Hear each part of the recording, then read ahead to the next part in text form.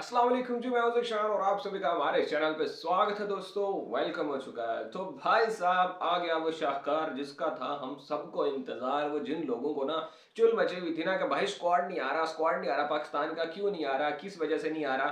तो हुन ठंड पैगी है, देख लिया स्क्वाड हुन आ गया ਸਕੂਨ ਤੁਹਾਨੂੰ ਵੀ कि आ गया भाई ਜਿਹੜਾ कारनामा सर अंजाम दिता है साडा पीसीबी ने नजर आ गया होना ਤੁਹਾਨੂੰ भी।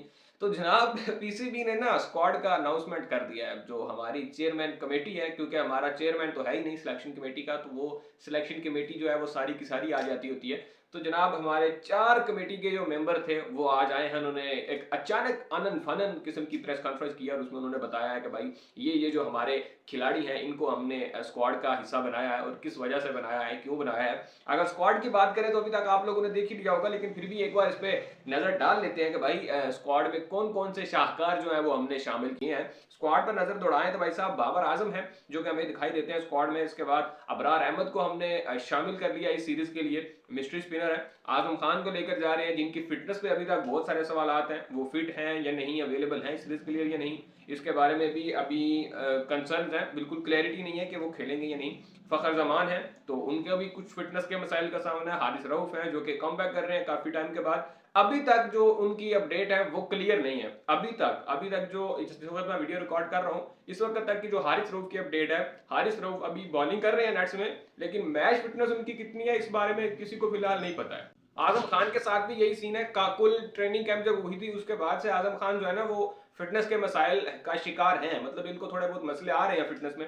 उसके बाद अबरार अहमद प्रॉपर फिट है भाई। तो हसन अली को शामिल किया गया, जो कि सबसे शॉकिंग न्यूज थी वो ये थी कि हसन अली कैसे आ गए स्क्वाड में। खैर इन पर भी बात करेंगे बाद में, वीडियो जो है ना वो आएगी इन पर भी, तो सब्सक्राइब कर लेना चैनल को लाजमी। तो भाई साहब इफ्तिखार अहमद हमारे चाचा जो हैं, चाचा क्रिकेट हमारे, जो कि सिर्फ लीग्स के किंग हैं, बाकी तो जरा डेर ही दिखाई देते हैं हमें, बाकी मैचेस में हमें कुछ उस तरह से परफॉर्म करते हुए नजर आते नहीं है। इंटरनेशनल क्रिकेट में चाचा का जो फ्लेवर है वो जरा फीका पड़ जाता है। तो देखेंगे कि भाई अब ये कौन से तीर मारते हैं। पिछली सीरीज में तो इन्होंने कुछ खास किया नहीं है, तो दोबारा इनको फिर से टीम के साथ रखा गया है। इसके बाद जी इमाद वसीम है, इमाद वसीम साहब जो कि इस सीरीज में तो कुछ उतना, खैर एक दो मैच ही मिला है इनको, तो इसके बारे में उतना कुछ कह नहीं सकते। तो इनको भी आयरलैंड और इंग्लैंड के लिए जो सीरीज है उसके उसमें सिलेक्ट कर लिया गया है। उसके बाद है जी मोहम्मद अब्बास अफरीदी। अब्बास अफरीदी का मुझे समझ नहीं आता, मतलब इस बंदे का कुछ पता नहीं चलता यार। विकेट हर बार ये ले जाता है, उसकी बॉलिंग में वो काट भी नजर नहीं आ रही होती, मतलब उस तरह देख कर लगता नहीं है कि बंदा ये विकेट ले जाएगा, लेकिन किसी ना किसी तरीके से ये जो है ना वो अपनी ढीली डाली गेंदें डाल के ना विकेट ले ही जाता है, जिसकी वजह से ये बंदा अपनी जगह जो है वो स्क्वाड में सिक्योर करने में कामयाब हो चुका है और अब ये बंदा भी स्क्वाड में शामिल है, स्क्वाड का हिस्सा बन चुका है। उसके बाद है जी मोहम्मद आमिर। आखिरी मैच में बड़ी धुलाई हुई थी इनकी वजह से न्यूजीलैंड के खिलाफ, लेकिन खैर कंडीशंस अच्छी हैं स्विंग बॉलर्स के लिए और पेस भी नॉर्मल ही है, तो इतनी कुछ जरूरत नहीं होती उधर।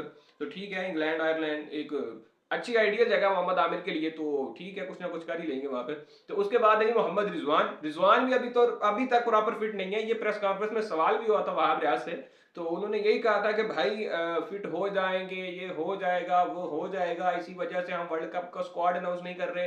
तो एवं मतलब बस उन्होंने एवं बातें बनाई हैं और कुछ किया नहीं है। तो रिजवान भी अभी तक फिट नहीं है। ये जो काकुल ट्रेनिंग कैंप हुआ था ना हमारा, उसके बाद से ये मसाइल शुरू हुए हैं। उसके बाद प्लेयर हमारे इंजर्ड हो गए, बजाय इसके कि फिट होकर वापस आते वहां से, वहां पे पता नहीं कौन से इनको पत्थर उठा उठा कर दौड़ाते रहे और पता नहीं क्या क्या इनसे कराते रहे। तो उसकी वजह से जो है ना हमारे प्लेयर मजीद इंजर हो गए। उसके बाद एक और इंजर्ड प्लेयर है जिनके बारे में अभी क्लैरिटी नहीं है, वो है जी इरफान खान न्याजी, जो कि उन्होंने एक मैच मिस भी किया था न्यूजीलैंड के खिलाफ इंजरी की वजह। खैर तो वो भी है इसमें इरफान खान न्याजी। और उसके बाद है जी नसीम शाह, जो कि पाकिस्तान के सुपीरियम फिस्ट बॉलर हैं, फास्ट बॉलर हैं इस वक्त भाई। इनके अलावा कुछ ऐसा खास बॉलर हमें दिखाई दे नहीं रहा है पाकिस्तान में, लेकिन ये भी उस जब से इंजरी से वापस आए हैं उस तरह का कुछ इम्पैक्ट क्रिएट नहीं कर पाए, तो इन पर भी काफी क्वेश्चन मार्क और इनको भी परफॉर्मेंस इनकी भी ड्यू है। उसके बाद है जी साइम अयूब, जिनके बारे में बहुत बातें हो रही हैं, बहुत चर्चों में है ये आजकल के, ये क्या करेंगे, क्या इनका फ्यूचर होने वाला है। इनको वर्ल्ड कप में मेरे ख्याल में ले जाने का जो है ना वो फैसला कर चुकी है सिलेक्शन कमेटी,